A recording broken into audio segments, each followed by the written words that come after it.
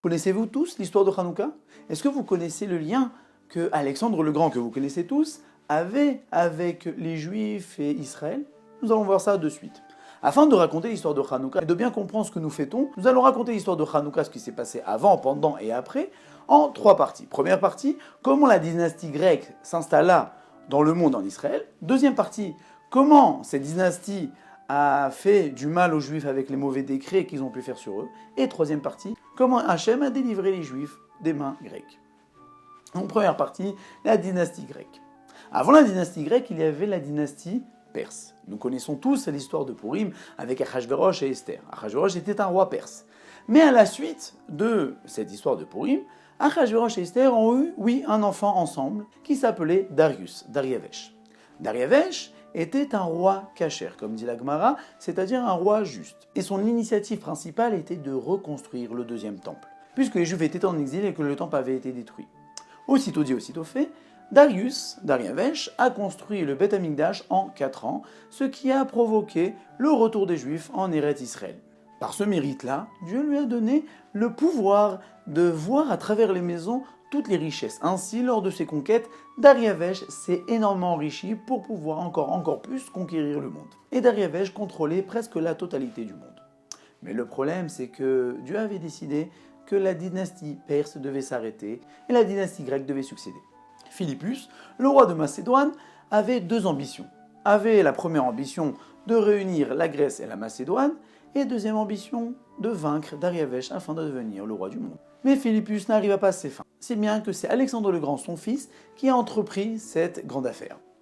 Et oui, Alexandre le Grand a réussi à réunir la Macédoine et la Grèce et à vaincre Dariavesh Darius.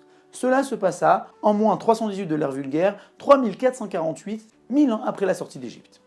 Alexandre le Grand à l'époque avait seulement 19 ans. Pour la petite histoire, la Gemara dans les Yerushalmi raconte que Alexandre le Grand, lors de ses conquêtes, volait sur un aigle. C'est-à-dire qu'il se mettait sur un aigle assez grand et prenait son glaive, plantait un morceau de viande fraîche, et donc du coup, lorsque Alexandre le Grand levait le morceau de viande, donc l'aigle décollait, et lorsqu'il baissait le morceau de viande, l'aigle atterrissait. Mais le problème, c'est qu'un jour, le morceau de viande tomba de l'épée. Et du coup, l'aigle a commencé à bouger un petit peu afin de faire tomber Alexandre le Grand qui était en plein vol. Et là, ni une ni deux, qu'a-t-il fait? Il a pris son épée et s'est coupé un morceau de sa jambe afin de présenter un bout de chair fraîche à l'aigle afin de ne pas mourir. Parenthèse terminée. Alexandre le Grand continua ses conquêtes si bien qu'à l'âge de 25 ans, il dirigeait déjà 22 contrées. Son lien avec les Juifs et Israël était assez bien. Comme nous la raconte la petite histoire, où les Koutim, une secte des Juifs qui étaient des mauvais convertis, qui voulaient détruire le temple, sont partis voir Alexandre le Grand pour lui dire que les Juifs s'étaient rebellés contre Alexandre afin qu'Alexandre se mette en marche vers Jérusalem afin de détruire le temple. Ni une ni deux, Alexandre le Grand entreprit cette guerre, si bien que Shimon HaTzadik, Shimon le Kohen Gadol, le grand prêtre, lorsqu'il a entendu ça, a revêti ses habits de prêtre, de grand prêtre, et est sorti à sa rencontre. Lorsque Alexandre le Grand a rencontré Shimon HaTzadik, il est descendu de son cheval et s'est prosterné. Et là, tous ces sujets étaient en stupeur. Pourquoi Alexandre le Grand se prosterne? Et là, Alexandre le Grand leur a expliqué qu'à chaque fois qu'il gagnait ses guerres, il voyait le visage de Shimon HaTzadik. Le Maharsha explique que c'était un ange qui avait l'aspect de Shimon HaTzadik qui l'aidait à vaincre ses ennemis. C'est bien que Alexandre le Grand se calma et écouta ce qu'avait dit Shimon HaTzadik. Shimon HaTzadik lui a expliqué que ces coutumes-là ont raconté des balivernes et Alexandre le Grand lui a donné la permission de se venger.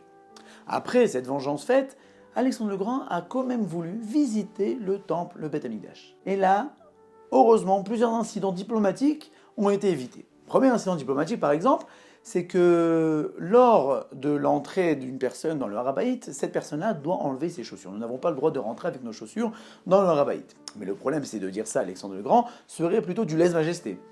Et c'est bien qu'un juif a eu l'intelligence de lui confectionner des chaussettes, des bas avec des émeraudes, avec des très belles pierres précieuses, avec une soie assez fine, de très bonne qualité.